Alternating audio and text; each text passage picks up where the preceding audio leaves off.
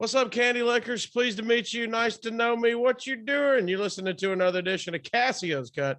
Today, I'm joined by a very special guest, Mr. Will Turpin, bassist for Collective Soul. What's up, brother? Nothing much, man. I'm sitting here at home and getting ready to go back out on the road. This is very different. I'm usually in my office talking to the rock stars on the road. So now I'm in a hotel this time and you're at home with a super cool background. So I do appreciate you taking time on your day off, man. You guys are back out on tour. So I appreciate you joining us. So let's talk about it. Got the sea legs back under you. Already got a few shows back under your belt, getting out there. And I know, we talk about it all the time on this show. You never know what's going to happen tomorrow with the virus and how things are going, but it's got to be good to get back out there, get the rust off, get these shows, seeing crowds again. Yeah. I mean, you mentioned seeing crowds again. When we get asked that question, is it great to be playing music again? And it is. I miss playing music, and the guys in Collective Soul, we all genuinely like each other. We have a lot of fun on stage. Mm-hmm. We realized years ago that that's got to be part of it. Otherwise, what are we doing? And what are we not realizing?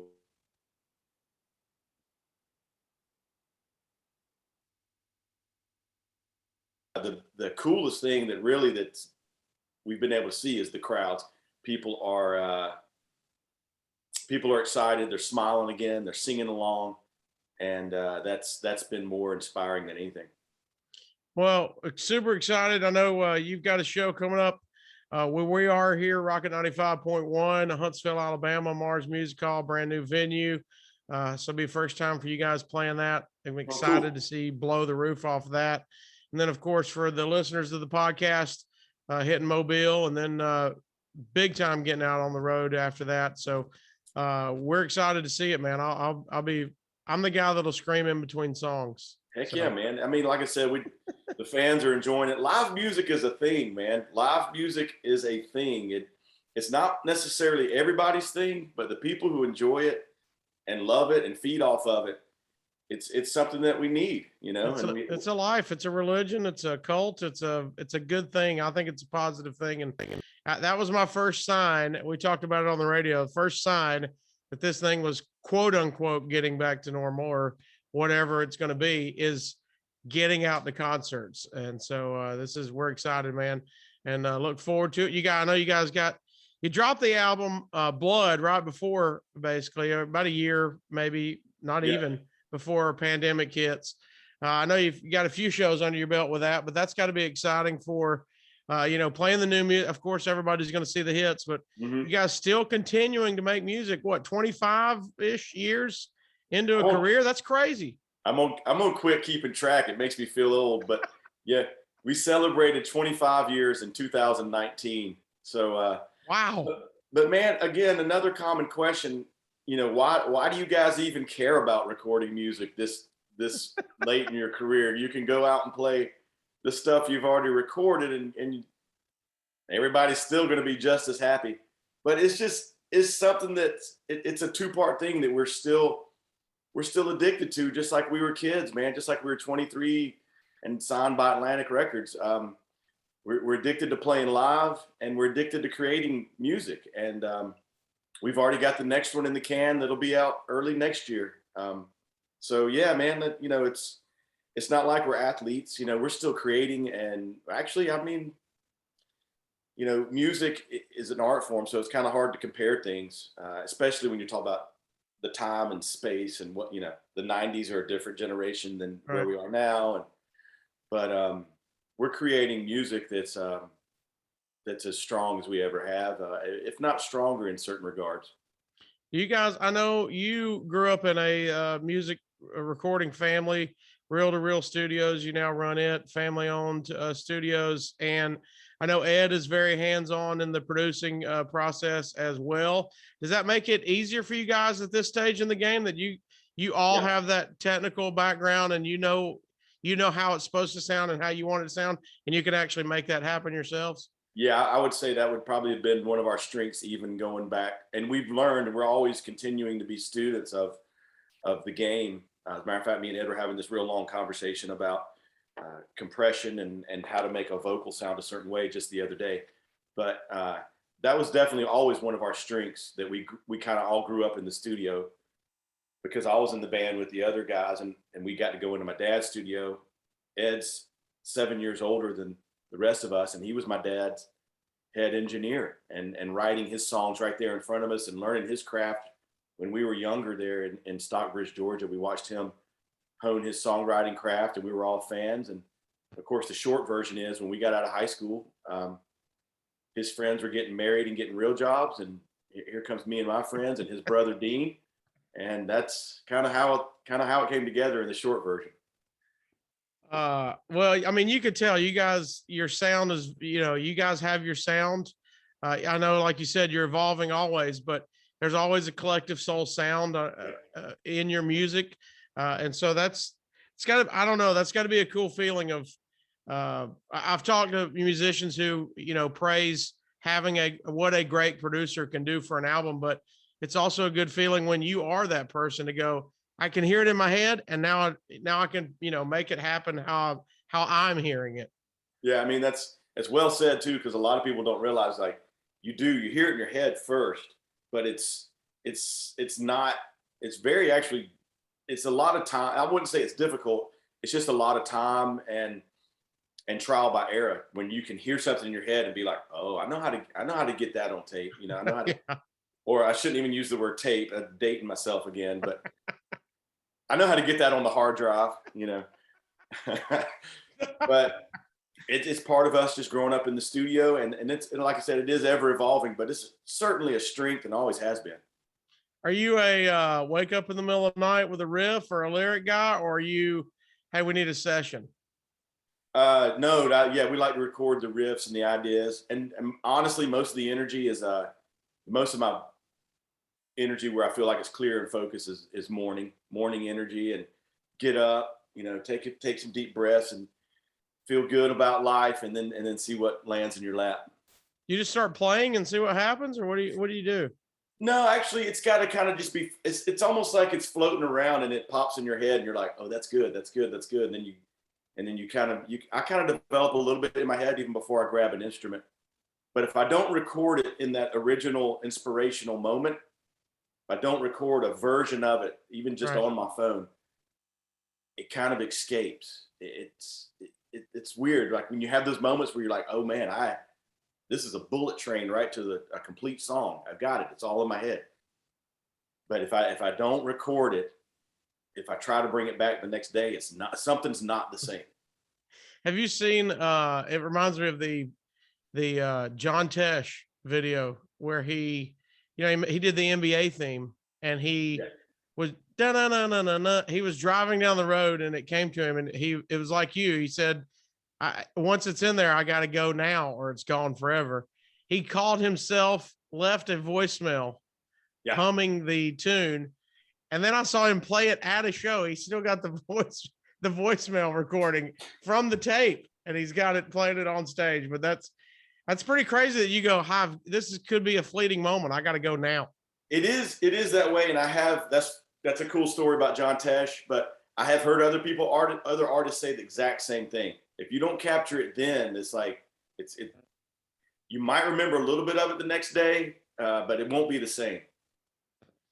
We're talking with Will Turpin, bassist, of course, Collective Soul, going to be coming to Mars Music Hall here in Huntsville on September 23rd.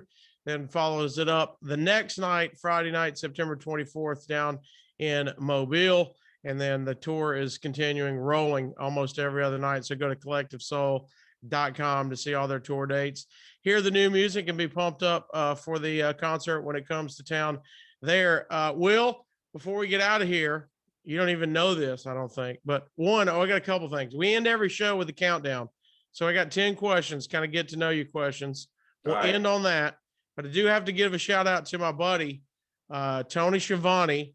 I don't know if I've ever heard that name, but a huge wrestling announcer. He used to announce for the Braves and the Georgia Bulldogs. Collective Soul, #1 band for him. When I hang out with Tony Schiavone. I totally know that name. We're from Atlanta. Yeah. Wow, we'll have to reach out to him and have him as a guest or something, man. I asked him if he'd ever met you guys, because literally every time we hang, Collective Soul is playing. And I said, hey, I'm interviewing Will from Collective Soul. I don't know if you know any. I assumed he knew everybody because you guys are both Atlanta guys, and he said no, but can't wait to hear it and watch it. So got to get my Shivani plug in for you guys. All right, man. Hey, you send his send the date he wants to come hang out with. Send it to management. You know management's number. We'll Connect get those dots for us. My people and your people. We'll get it That's done. right. All right, we're gonna do the countdown, and I'll let you get out of here on your off day, man. I really do appreciate you coming in here, and look forward to seeing you next week as you come through Huntsville. Here's the countdown: 10 questions, 10 to 1. We'll see if you can survive. 10. Name something that's a perfect 10 in your life. Perfect 10 in my life. My cornhole game. Really? It's actually not a perfect 10, but I'm focusing on it right now. Oh, will you challenge all comers? That's what we need to get, a cornhole with us. And beat Will Turpin for free tickets. All right, 9. 9, German word for no. So name something you wish was no more, wish you could write off. This could be social media trolls, bad drivers, pet peeves, anything you wish was no more. God, man. Why do I always blank when it's kind of a good question? I should have like 20 answers for this. People that stand up when the plane lands. You travel a lot. You got to have some travel pet There's peeves. Definitely some travel pet peeves. Okay, I'll go ahead and just relate it to my life and backstage. When there's no towels in my dressing room, I wish that would never happen again. And I have to ask somebody for towels. Okay. No towels.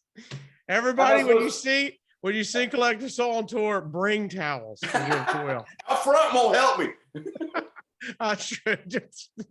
Some bands get panties and bras thrown on stage. We're gonna start throwing towels to Will.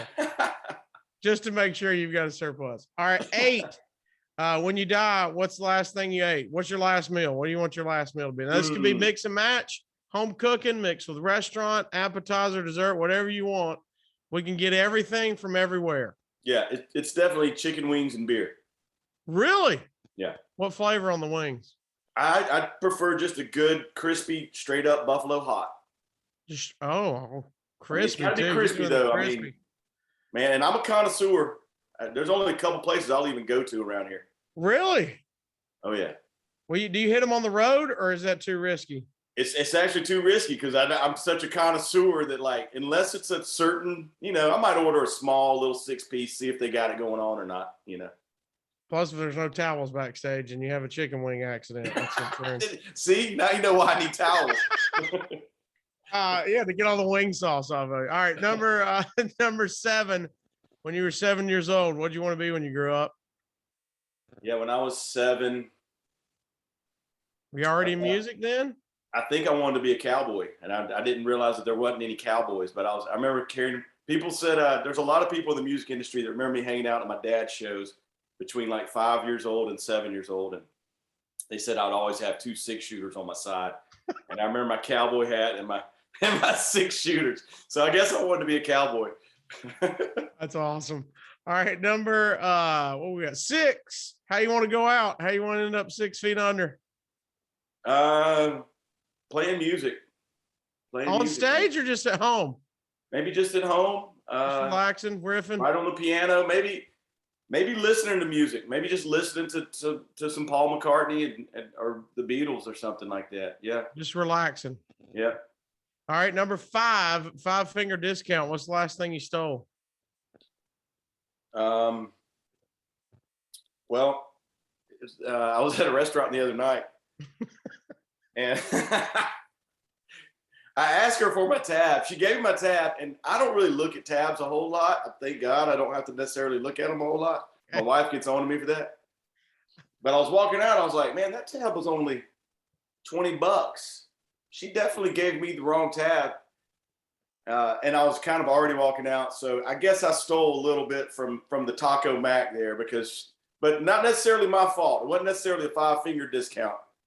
But so it was way more than $20. So it was supposed to be higher.